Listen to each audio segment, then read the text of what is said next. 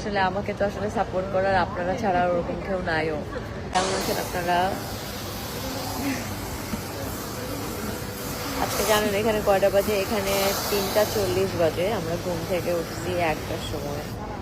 না, বেসিক্যালি আমরা সারাদিন রিহার্সাল করছি। আজকে রিহার্সাল করছি 6টা পর্যন্ত, বিকাল 6টা পর্যন্ত রিহার্সাল করে দেন হোটেলে ব্যাক করছি। ব্যাক করে ছবি তুলছি, নিচে সব জার্নালিস্টদের সাথে গিয়ে ইন্টারভিউ দিছি। দেন ওটা দেওয়ার পরে রুমে গিয়ে 2 ঘন্টা ঘুমাইছি। ঘুম থেকে ওঠার পর আমার মনে হচ্ছিল জেট ল্যাগ হয়েছে। তো তারপর ঘুম থেকে ওঠার পরে মানে ঠান্ডা পানি দিয়ে শাওয়ার নিয়েছি। শাওয়ার নিয়ে লাগেজ প্যাক করে এই যে আসছি। এখন এখানে 3:30 বাজে। চুল করতেছি, চোখের নিচে ডার্ক সার্কেল পড়ে গেছে। চলো সানগ্লাস পরে বসে আছি, কারণ চারিদিকে ক্যামেরা। চেষ্টা করছি, আমরা দেখাই দিচ্ছি যে আমরা আসলে এক হয়ে কাজ করলে কত কিছু করতে পারি।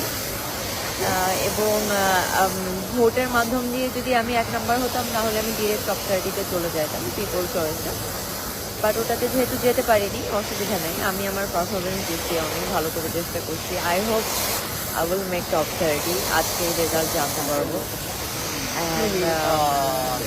আমি আসলে অনেক চেষ্টা করছি এবং আমি সত্যি অনেক গ্রেটফুল যে আমি বাংলাদেশকে এত সম্মানের সাথে বিশ্বের দরবারে তুলে ধরতে পারছি। এবং আপনারাও এভাবে সাপোর্ট করছেন। এবং সবাই আমাকে নিতে গেলে বা সমস্ত জার্নালিস্টদের সাথে যখন দেখা হয়, সবাই কিন্তু আমাকে বলে যে আমি বাংলাদেশের জন্য আমি নাকি মানে রেগুলেশন করছি বিউটি প্যাজেন্টের জায়গা থেকে।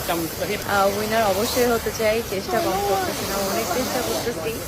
But Are you okay?